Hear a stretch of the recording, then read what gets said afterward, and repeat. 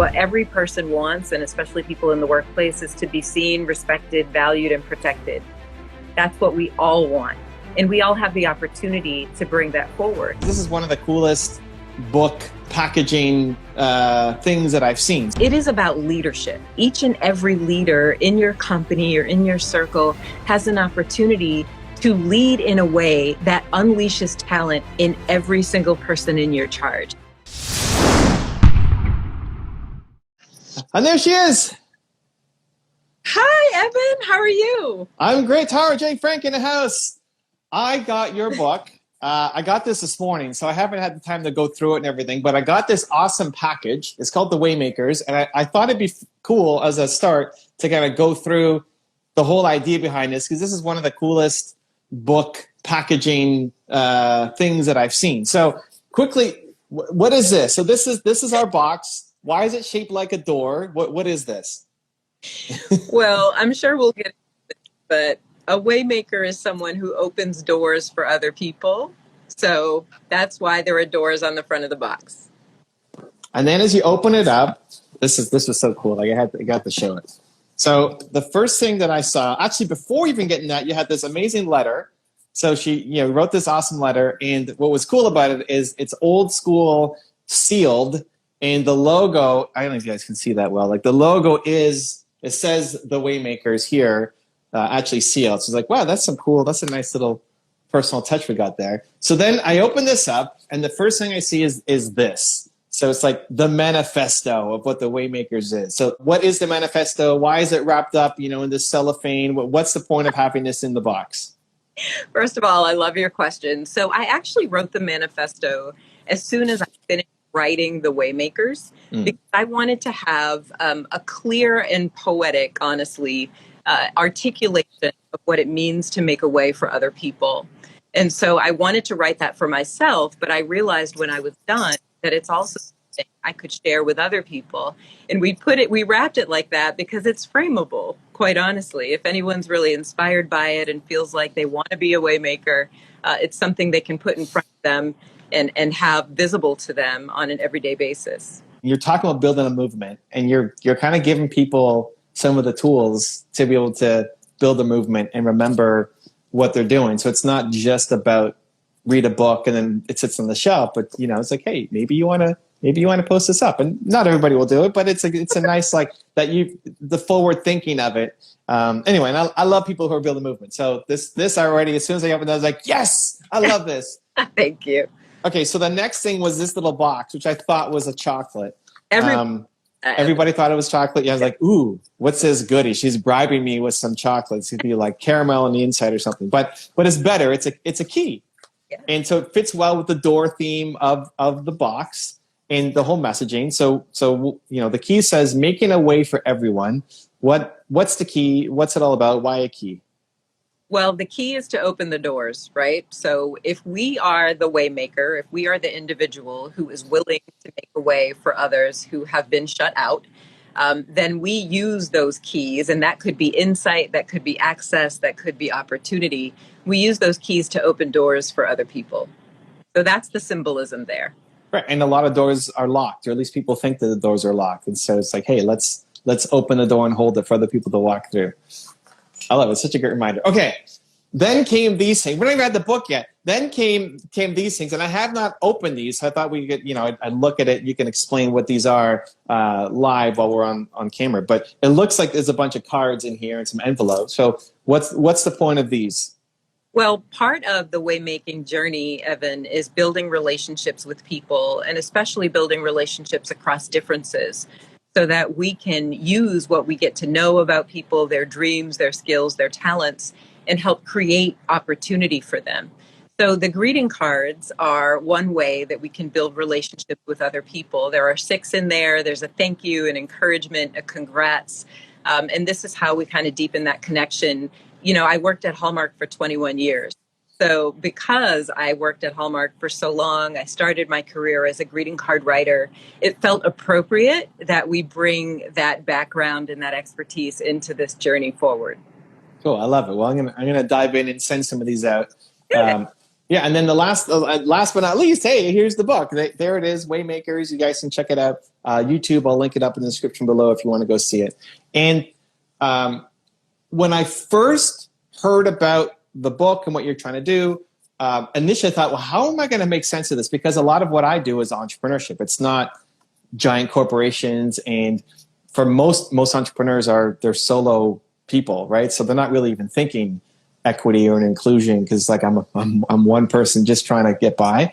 But it made me think of not just team, but also what we create. And this might be a stretch, or this might be like another branch of the movement. But for my channel, this really hit home. We profile a lot of different successful and famous entrepreneurs. And do you know Nichelle Nichols? I know the name. Okay. So she was Lieutenant Uhura on Star Trek. Oh, yes. Okay, the original Star Trek, right? And Gene Roddenberry, who's the executive producer, put her as third in command of the starship. So it was Captain Kirk, and then Spock, and then Uhura. And at the time, there were no black women on TV in any kind of position of power. And when I was making my YouTube content, I kept getting asked, not like super often, but hey, why don't you have more women on the show? Or why don't you have more people of color on the show? And if we're doing a profile on billionaires, the honest answer is it's hard, because there aren't as many women billionaires. And if you want women billionaires of color, you got Oprah, and then now Rihanna hit the list, but it's like it's really, really, really hard to just find anybody. And so I never made it a priority until I heard the story about Lieutenant Uhura. So she was on Star Trek. She was going to quit the show after year one to go back to Broadway, which was her love. And Martin Luther King went to go visit her and said, you can't quit the show because of what you're doing for our cause. And she said, but I would rather be out in the streets marching with you. And he said, you're doing it. You're doing your march on TV by being on Star Trek. And so she stayed on the show until the whole thing ended. And my favorite part of the story wasn't that. I mean, I guess it's that, and like, hey, encouraging others, Martin Luther King showing up, encouraging others to like keep going. But Whoopi Goldberg remembered seeing Uhura on TV, running to her mom and saying, Mommy, there's a black woman on TV and she ain't no maid, which then inspired her to become an actress. And so when you see people who are like you doing something, it opens the door to say, hey, maybe I can do that too. And in seeing that, for whatever reason, that's the story that kind of clicked for me to say, wow, I need to do a better job as an entrepreneur in the content I'm sharing to be able to share more messages. I mean, it's a long-winded, kind of give them the background, but why I was so excited to have you on the show is a lot of what you're preaching is through kind of the corporate lens, but how can we as entrepreneurs maybe take what you're doing and apply it to the products we're making or the services we're putting out or the customers that we're trying to serve? Such a good question. And I love that you asked it. And I also love the story, because that idea of representation is such a powerful one. When we see ourselves represented in other spaces, whether it's products or in levels of leadership inside a company or marketing and communications, we feel seen, right? We feel visible. We feel that people are recognizing us. We feel noticed. And those are things that honestly every single person at work and in life really needs. So it matters to us that we first of all understand that what every person wants, and especially people in the workplace, is to be seen, respected, valued, and protected. That's what we all want. And we all have the opportunity to bring that forward and to make sure we're representing various points of view, not only faces, right, and places, but also ideas and expertise and contribution. And those are the ways that we feel seen and believe that we can also make our own way in the world. How do you help people make the breakthrough that representation is important? Because people will give a lot of lip service to it, but then it's not in their actions, and it's not a KPI, and like they're not doing anything against it. So how, like the Uhura story was a thing that made me make the breakthrough. How, or the storytelling, or is it like techniques in the book, or like how are you actually getting people to come on board the movement? Yeah, the book is honestly really a guidebook, but here's what I tell business leaders anyway. And I think that there's something to learn from this for all of us. When people feel seen, represented, that actually helps us with talent attraction, which can also mean consumer acquisition, right? If you're an entrepreneur and you're selling products, et cetera, if people see themselves represented in the work that you do or in leadership, then they believe they belong in partnership with you. They believe you value me, you care about me. And so it helps with attraction, it helps with acquisition. When people feel respected for their ideas and their expertise and their experience, that really makes them feel like they belong, that they are part of the team. They will give you more of their effort, their energy, their passion, their big ideas. When people feel valued, they're more likely to stay with you. Think about this through a product lens, right? Because I grew up in product development. When consumers feel valued by you, you can retain them. They will stay with you over time and continue to do business with you. And when they feel protected, buffered, shielded, right, defended, all those things that we know are important to us as human beings, they believe they can trust you. They believe they can trust you and build a relationship with you that can last and get stronger over time. And so through a human lens, these four needs are really important. We can deliver them for people in the workplace, but also just in the marketplace, honestly. It feels kind of cold to put it down to, well, we need to hire at least 25% from X. Or in my world, it's like we need to have at least X number of women or people of color. It feels like it's cold and calculated, and then you kind of lose the heart and intention behind it. What gets measured gets improved. What do you guide people to measure this, to start getting results and not feel like it's just a strategy and cold? Yeah, that they're just checking boxes. At the end of we know that American demography, the world, population is changing and evolving really rapidly. And if we want to be relevant into the future, genuinely relevant, then we need all of those worldviews and perspectives and needs and hopes represented inside our company. The only way we meet other people's needs genuinely is if we understand them intuitively. So that representation serves us on a lot of different levels, but it also creates a much more vibrant, supportive, connected culture inside our companies and inside our communities. One of the ways I help people figure out what their representation goals should look like from an equity standpoint is I say, well, who are your consumers, for instance? So there are consumer product companies who are getting 100% of their growth, for instance, from Black women.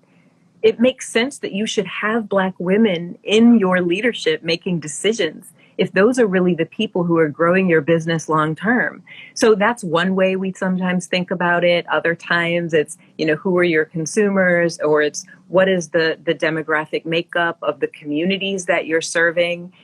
So it's more about just, do you have those ideas and those perspectives inside your company so that you can meet the needs of those outside your company who can help you grow?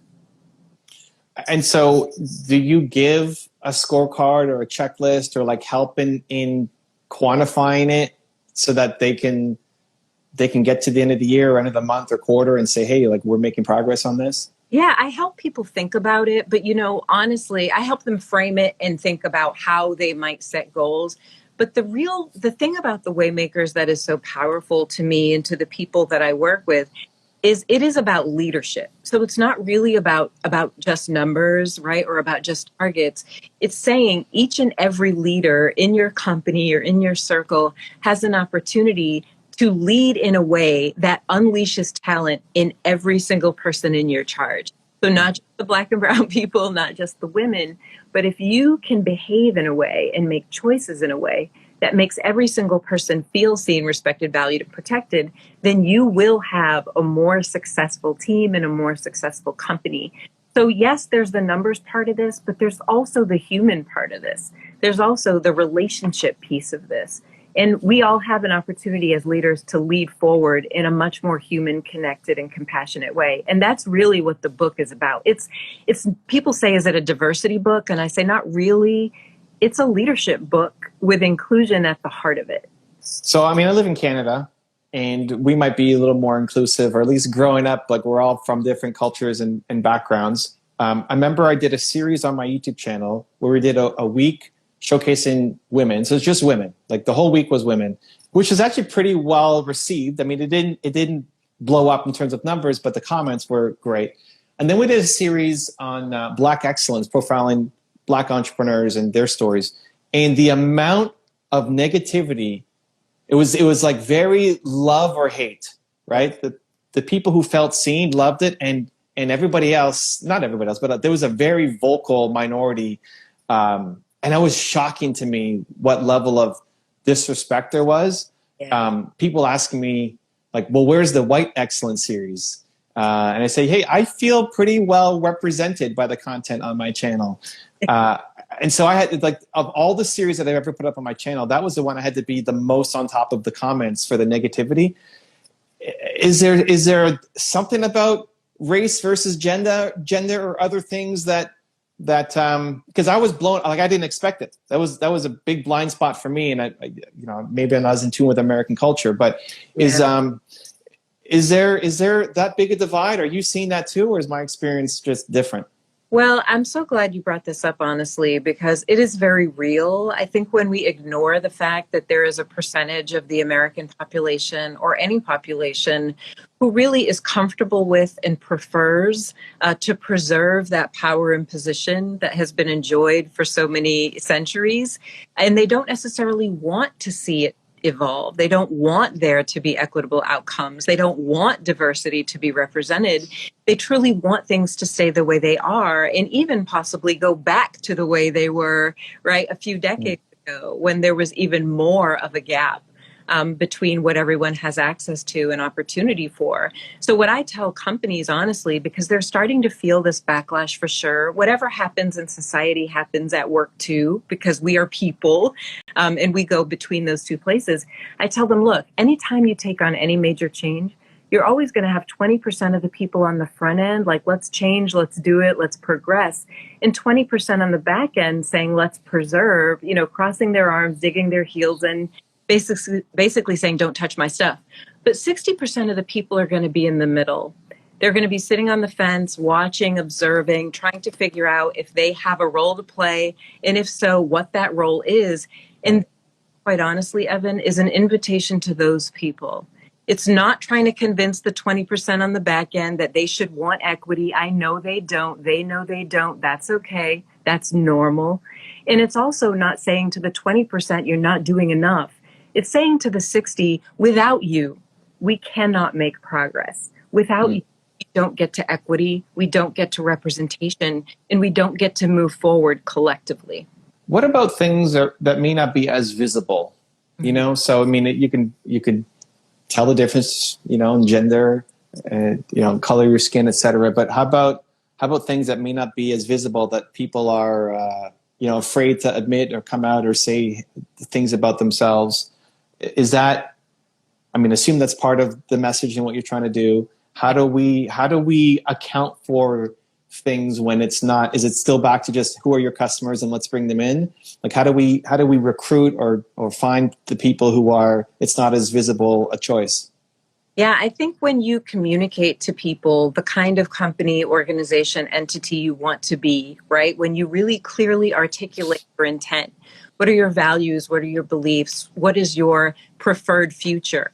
And you communicate that in a way that everybody knows they have a place with you, that they belong with you, they will be respected and considered and valued.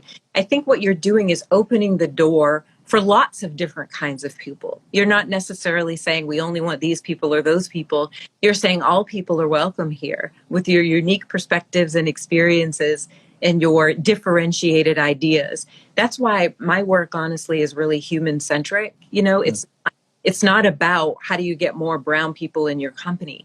It's saying, how do you create the kind of climate with your leadership every day that ensures everyone feels seen, everyone feels respected.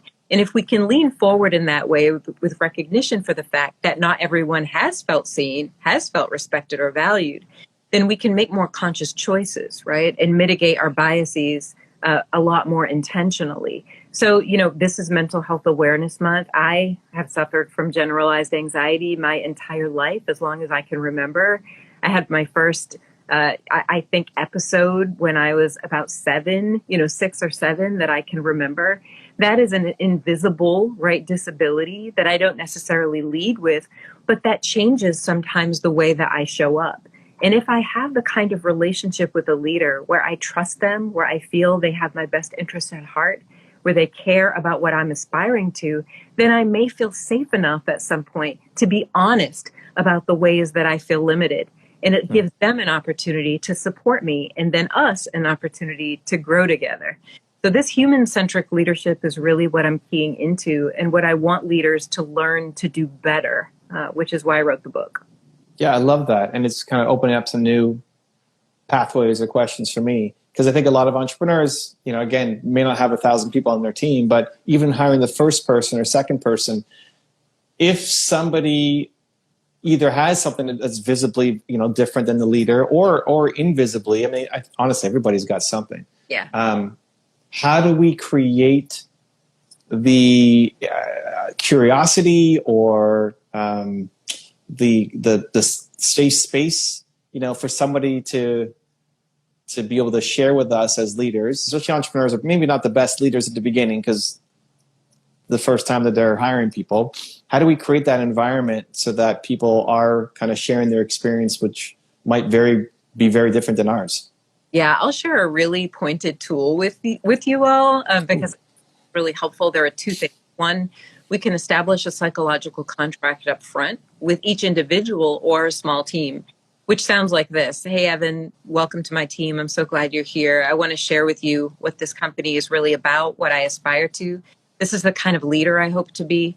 I also want to invite you, if I ever show up in a way that is counter to what I just described, I want to invite you to let me know, to give me that feedback. I'm learning, I'm growing. We have to do this together, and I don't get any better as a leader without your engagement and your feedback and your support. So if you establish a psychological contract like that up front, then you provide an anchor for people in your team to respond to when they need, right? And so if something goes awry, they can say, well, remember that conversation we had in the very beginning, and they can walk through that door. Another tool that I actually talk about in the book is what I call the commitment cycle.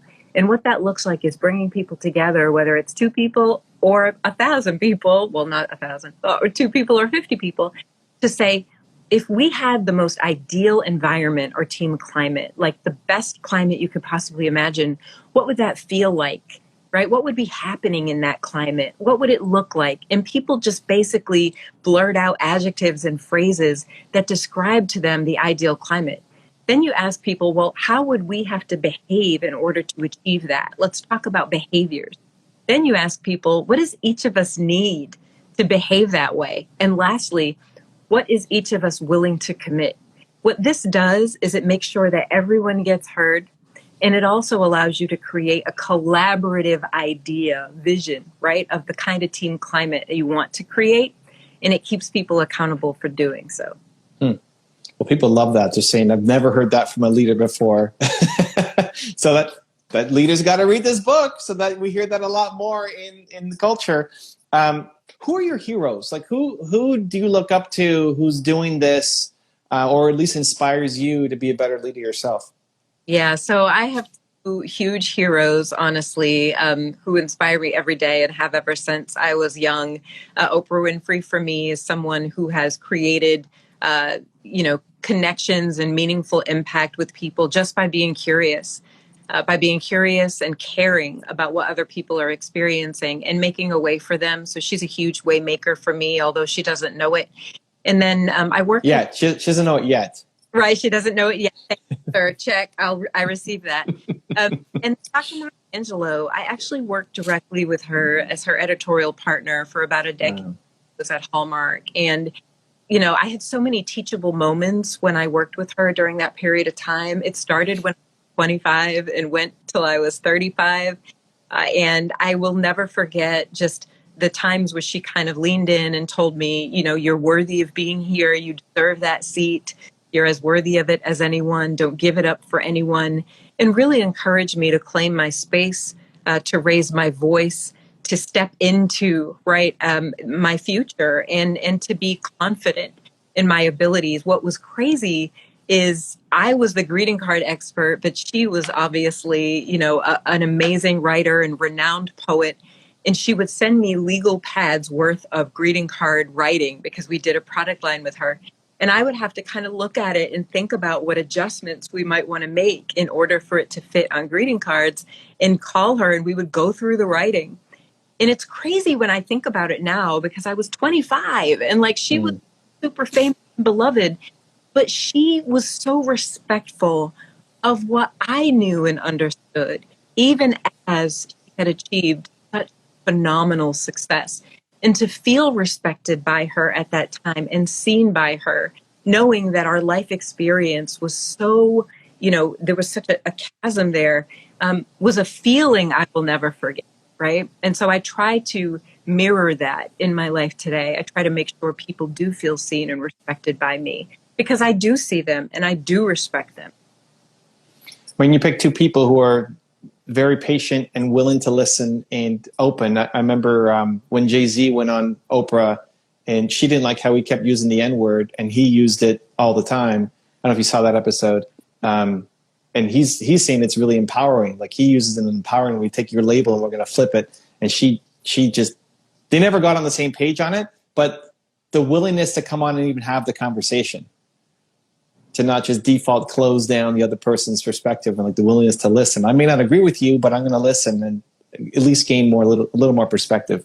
Have you seen Mary Kay Ash's story? No. It may interest you. So she was a top salesperson at a company. Yeah. Then she was.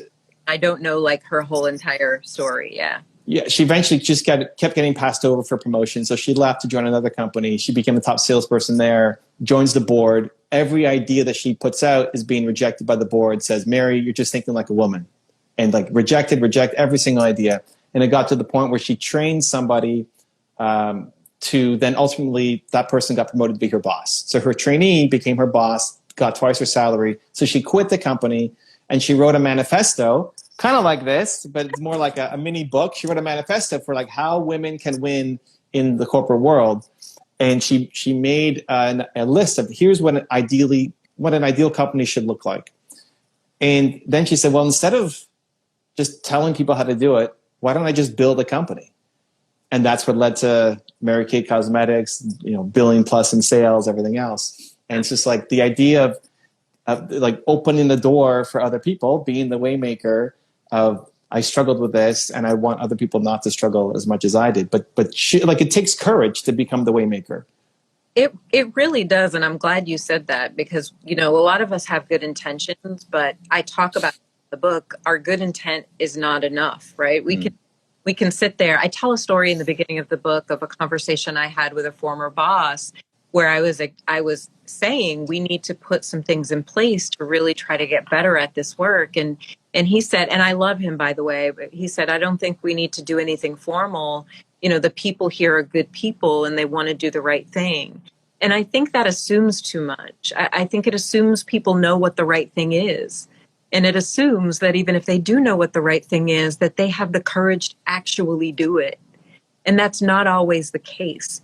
So this work requires clarity, it requires competence, and it absolutely requires the kind of courage that's going to push you through the inconvenience, the discomfort, the fear that somebody's going to come and make a comment that's hateful, right? And try to push you backwards. But it takes all of those things. I believe we have the capacity for it, though. And I believe that we can, and I want to help people do it. For just that piece on clarity, what if people don't know what to do? Like maybe they're not the CEO, they don't run a giant company, but they love everything you're saying, but it's like, but what do I do? How do we get more clarity on what our next step could be to help? Yeah, so if anybody out there is a product developer or a service developer, the first thing we do when we're about to create a new product is what? We do consumer research, right? We look to see what the trends are. We try to understand what people need, even what they need that they may not be able to articulate yet. And we do that by talking to people, by talking to potential consumers and having conversations and doing research. And the same first step is critical inside our companies. We have to have conversations with people, listening sessions or experience surveys to get a really clear sense of what they're experiencing today and let that insight guide us forward. Sometimes people call me and they say, well, what's the manual? What are the best practices? What are other companies doing? And I say, well, I can tell you that, but that doesn't mean what they're doing is what you should be doing. You should be doing the things that are going to create a better, safer, right, more a vibrant employee experience for your people. And you're not going to know what that is until you know what they're experiencing today. So that's really the first step. And that insight can be so instructive for us when we think about what we're going to do first, how we're going to invest, right? And how we're going to bring people along. Love it. And I mean, even just listening, just listen to people and they'll tell you what's going on in their life if they don't feel judged. Yeah. Even True. for colleagues, like you may not be managing them, but they're just colleagues. Just Yes. listening to them could make a huge difference. This is people. I always say that. I'm like, hey, everybody, we make this sometimes. It's not easy, but it is simple. This is like good old fashioned peopling. If we can be better people for each other, we can be better leaders. Cool. Well, I love the theme. I love the message. I love the movement. I'm looking forward to diving into the book. Last question. You've done so much to help people. You've done so much to give to the world. I mean, my audience now learning about you. If people were to hold you in their prayers tonight, what would you have them pray for? Oh my God. Thank you so much for asking me that. I pray that this book gets into as many leaders' hands as possible so that they can not only read it, but use it to create more equitable and more inclusive workplaces. I want every single person at work to feel seen, respected, valued, and protected, and to do their best and fulfill their aspirations. So more leaders' hands, more leaders reading it and using it. That's what I pray for every night. I love it. Well, the book is called The Waymakers. YouTube, we've linked it up in the description below. Thank you so much for coming on, sharing your story and the movement that you've been creating for us. Thank you so much. And thank you for your patience. I appreciate it. We made it work. We made it work. It's great. All right. Take care. We'll see you soon. If you want another awesome video in our Black Excellence series, check out the video right there next to me. I think you'll enjoy it. Continue to believe, and I'll see you there.